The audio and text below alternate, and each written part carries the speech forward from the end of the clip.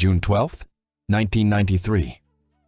Millions of Nigerians stood in long lines under the scorching sun, believing they were witnessing the birth of a new democracy. When the votes were counted, one man had achieved what many thought was impossible. He had won the support of Nigerians across ethnic, religious, and regional divides.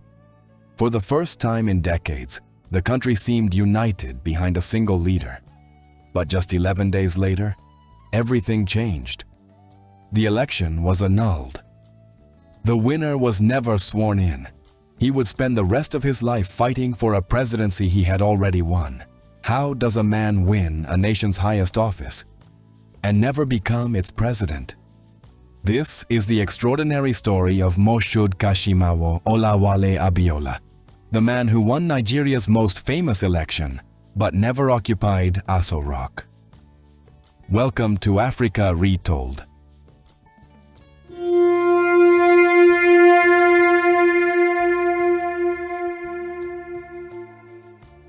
Before he became the face of Nigeria's democratic struggle, Moshood Kashimawo Olawale Abiola was simply a boy from Abeokuta in southwestern Nigeria.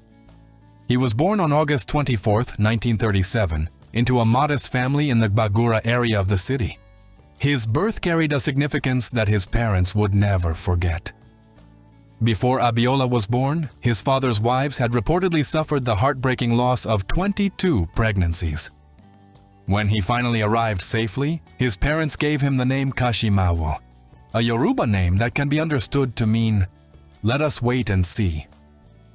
It reflected both hope and uncertainty after years of grief. Life was far from easy. As a young boy, Abiola helped support his family by gathering and selling firewood in local markets. To earn money for school, he also played the agidigbo, a traditional Yoruba thumb piano, entertaining audiences while pursuing an education that many children in similar circumstances could only dream of. But even in those early years, those who knew him described him as ambitious, intelligent, and determined to build a better future. He attended African Central School before moving on to Baptist Boys High School in Abeokuta, where he excelled academically. Rather than settling for modest success, Abiola set his sights on the world beyond Nigeria. Through hard work and determination, he qualified as a chartered accountant with the Institute of Chartered Accountants of Scotland in 1966. A remarkable achievement at a time when very few Nigerians had access to such international professional qualifications. It was by the late 1960s, Nigeria was rebuilding after a devastating civil war. It was a nation full of opportunity, but also immense challenges. For Moshood Kashimawo Olawale Abiola, it was the perfect moment to prove what he was capable of. His breakthrough came when he joined International Telephone and Telegraph, better known as ITT, one of the world's largest telecommunications companies at the time. Abiola's talent for business quickly set him apart. At just 33 years old, he rose to become Vice President for Africa and the Middle East, a remarkable achievement for a Nigerian executive in the early 1970s. But working for a multinational company was only the beginning. Abiola believed that real success meant building businesses of his own. Over the next 2 decades, he assembled a vast business empire that stretched across industries and across continents. His investments ranged from telecommunications and publishing to agriculture, aviation, oil, banking, and food production. He founded Radio Communications Nigeria, expanded Wanda Bakeries, invested in Abiola Farms, and established Summit Oil International. Then came one of his most influential ventures, the Concord Newspaper Group. At a time when newspapers shaped public opinion, Concord became one of Nigeria's most widely read publications. With nationwide distribution and bold reporting, it transformed the country's media landscape and gave millions of Nigerians access to news and political commentary. But Abiola's vision reached beyond business profits. He also launched the African Science Monitor, a publication dedicated to celebrating African scientific achievements at a time when such accomplishments rarely received international attention. By the early 1990s, Abiola's companies operated in more than 60 countries across 5 continents.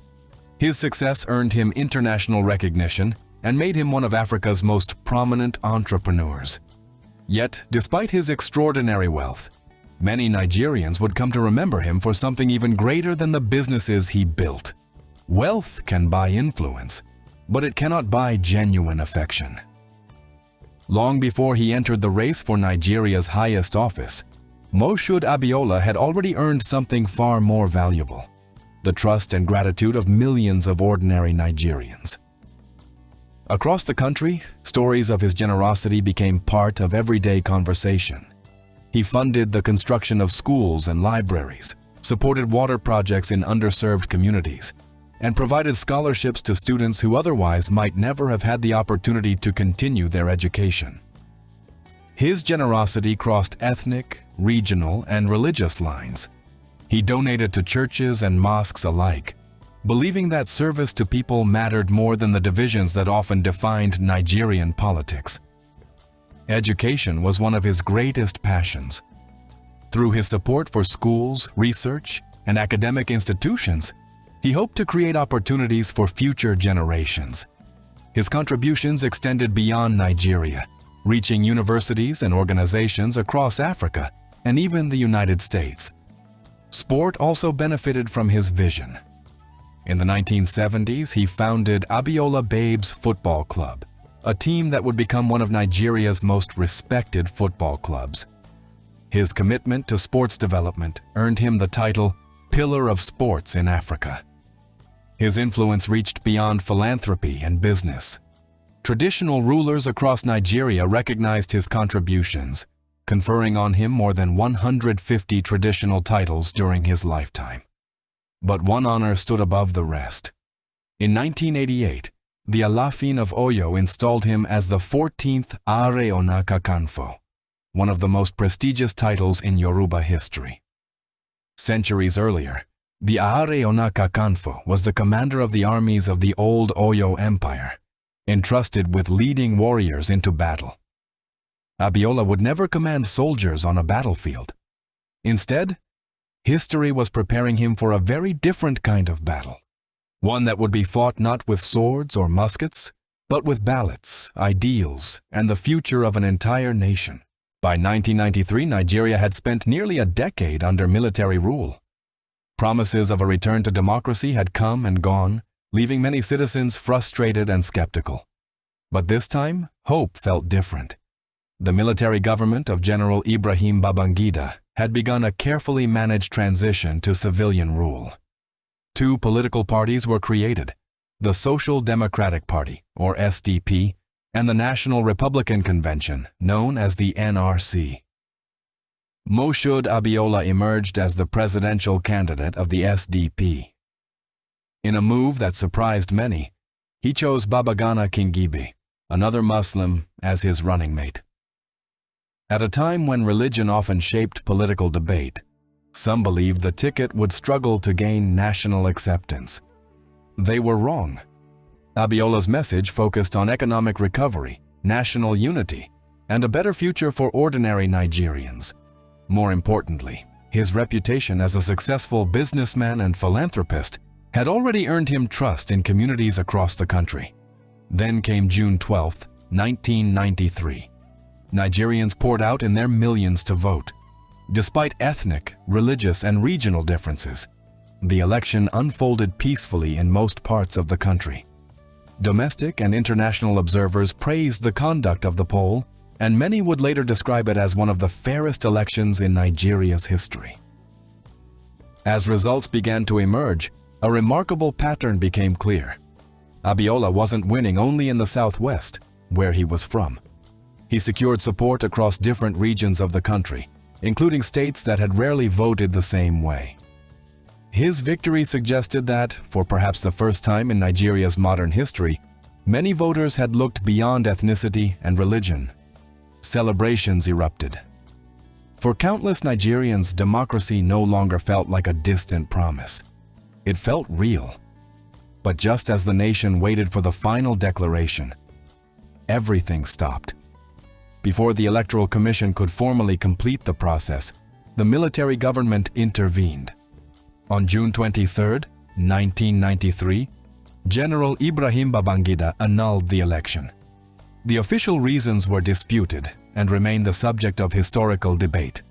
For millions of Nigerians, however, the message was devastating. The election they believed would change their country had simply been erased. The annulment of the June 12th election plunged Nigeria into political turmoil. Across the country, protests erupted. Civil society groups, labor unions, students, journalists, and pro-democracy activists demanded that the military government reverse its decision and recognize the will of the Nigerian people. International pressure mounted as governments and human rights organizations questioned the annulment and called for a return to democratic rule. Amid the growing crisis, General Ibrahim Babangida stepped down from office in August 1993, handing power to an interim national government led by Chief Ernest Shonekan. But the arrangement lasted only a few months. In November 1993, General Sani Abacha seized power in a bloodless military coup, ending the interim government and tightening military control over the country. For many, the hope born on June 12th seemed further away than ever. M.K.O. Abiola, however, refused to abandon the mandate he believed Nigerians had freely given him. On June 11, 1994, exactly 1 year after the election, he declared that he remained the lawful winner of the presidential election and called for the restoration of his mandate. Just days later, on June 23, 1994, he was arrested on charges that included treason and was taken into detention. What was expected to be a brief detention turned into years behind bars. While Abiola remained imprisoned, his family paid a devastating price. His wife, Kudirat Abiola, became one of the leading voices of the pro-democracy movement. She organized campaigns, addressed supporters, and demanded her husband's release. On June 4, 1996, she was assassinated in Lagos while traveling through the city. Her death shocked Nigeria and drew international condemnation, becoming one of the darkest moments of the country's struggle for democracy. Yet even after the loss of his wife, M.K.O. Abiola refused to renounce the mandate he believed belonged to the Nigerian people. Then, on July 7, 1998, after more than 4 years in detention, and just weeks after the death of General Sani Abacha, tragedy struck once again. M.K.O. Abiola died while still in government custody during a meeting with a visiting international delegation. He was 60 years old. His sudden death sparked grief, anger, and renewed calls for Nigeria to finally return to democratic rule. M.K.O. Abiola never took the oath of office. He never walked into Aso Rock as Nigeria's elected president. But for millions of Nigerians, he remains the man they chose to lead their country.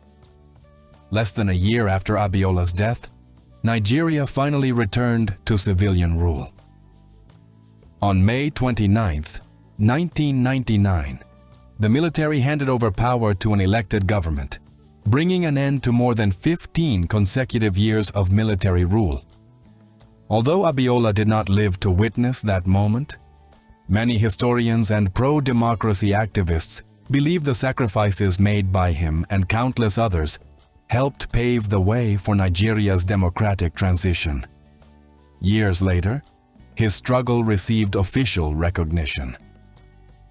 In 2018, the federal government of Nigeria posthumously honored M.K.O. Abiola with the nation's highest national honor, the Grand Commander of the Federal Republic, GCFR, an award traditionally reserved for Nigerian presidents.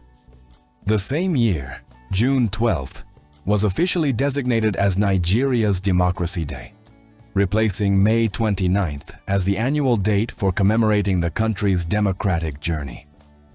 Today, streets, stadiums, institutions, and monuments across Nigeria bear his name. But perhaps his greatest memorial is not a building or a statue. It is the enduring belief that the voice of the people matters, and that democracy is worth defending, even at great personal cost. M.K.O. Abiola's story is more than the story of one man.